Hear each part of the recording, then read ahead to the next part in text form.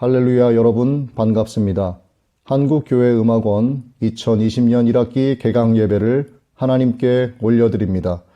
현 우한 코로나 사태로 인하여 우리가 함께 모여 예배드리지 못하는 상황을 매우 안타깝게 생각합니다.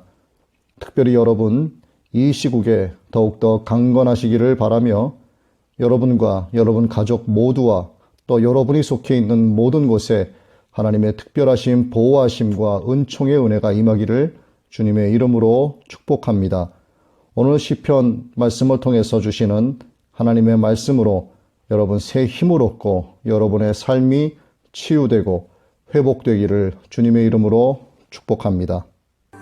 어리석은 자는 그 마음에 이르기를 하나님이 없다 하도다. 저희는 부패하고 소행이 가증하여 선을 행하는 자가 없도다.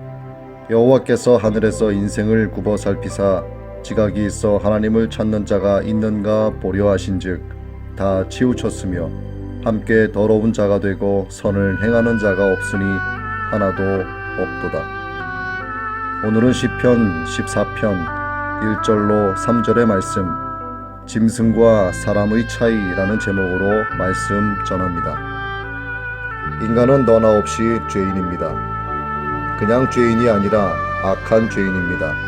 예외가 없습니다. 죄와 악은 인간의 본질입니다. 따라서 인류의 역사는 죄악사 바로 그것입니다. 기록한 바 의인은 없나니 하나도 없으며 깨닫는 자도 없고 하나님을 찾는 자도 없고 다 치우쳐 한 가지로 무익하게 되고 선을 행하는 자는 없나니 하나도 없도다. 우리가 그때 예루살렘의 안토니아 요새에서 예수님을 재판한 총독이었다면, 은 30에 예수님을 팔아넘긴 가롯 유다였다면, 그때 대제사장이거나 사내들인 공회의 법관들이었다면, 우리가 밀란을 일으키고 살인을 한 열심당의 바라바였다면, 우리가 1세기 초에 그 현장에서 그들 입장에 있었다면 우리도 예외 없이 그들처럼 하였을 것입니다. 무죄를 선언하고도 죽이라고 내어주고 억지 혐의를 씌워 십자가에 못 박으라고 선동하였을 터입니다. 1세기 초 이후의 시대로부터 이 세대에 이르기까지 현대판 빌라도, 가룟 유다, 대제사장, 사내들인 공회의 법관, 바라바가 존재하고 있기 때문입니다. 현대판 그들은 세상 속에 존재하고 있지만 거의 대부분 교회 안에 존재하고 있습니다. 한시도 깨어있지 않으면 나도 당신도 우리 모두도 그렇게 될 수 있습니다. 기도한답시고 음지에 틀어박힌 채 연기를 드나든다는 영적 교만으로 꽉 차 있으면 그도 그렇게 될 수 있습니다. 천사의 탈을 뒤집어 쓰고 빛과 소금으로 살아낸다면서 이생의 자랑질하는 그도 그렇게 될 수 있습니다. 간신히 주일 성수한답시고 일주일에 한 번 교회 문턱 넘어와 예수 믿으면 사업 잘 된다. 자식 새끼들 앞길이 탄탄대로다. 병 다 낫고 건강해진다는 세속의 가짜 복음에 침 흘리는 그도 그렇게 될 수 있습니다. 이러한 가짜 그리스도인들은 거짓에 속한 사탄의 수하에 있으므로 하나님을 대적하고 진리를 짓밟는 일에 휩쓸려 갑니다.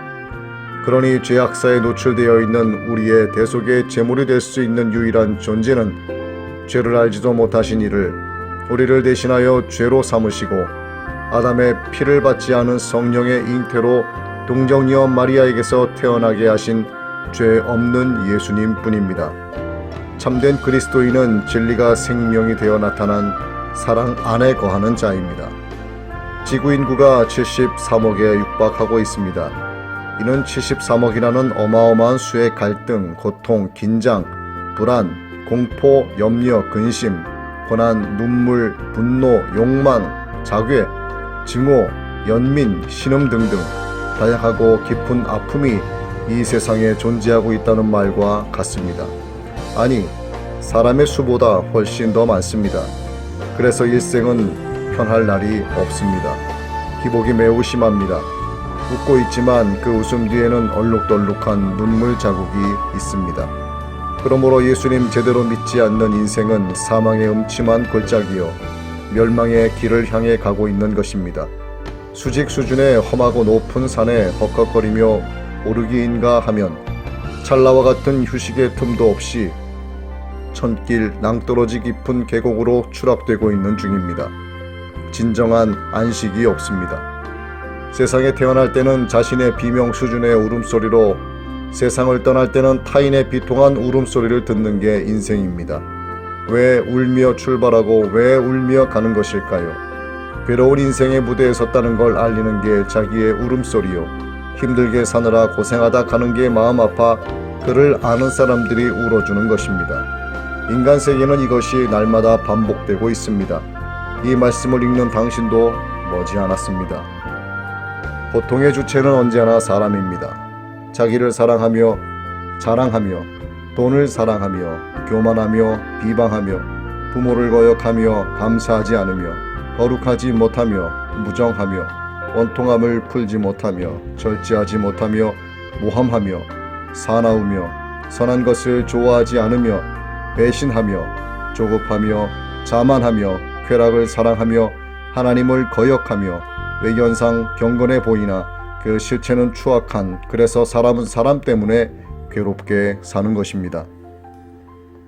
그러므로 고통은 피할 방법이 없습니다. 사람 때문에 괴로워 사람을 떠나 깊은 산속이나 오지의 외톨이로 살면 그로 인한 외로움은 물론 인간 본능의 욕구도 전면 외면해야 하니 그 나름의 고통이 따를 수밖에 없습니다.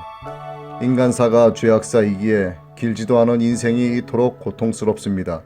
모든 인간이 사랑과 평화를 갈망하며 처절하게 그 획득을 위해 애쓰는데 원하는 그것은 항상 저 먼 산 너머에 있고 현 주소에는 증오와 갈등과 투쟁과 긴장과 아픔과 눈물과 불만과 탄식이니 인간의 생애가 인간이 우습게 아는 저 짐승만도 못한 게 아닌가 싶기도 합니다.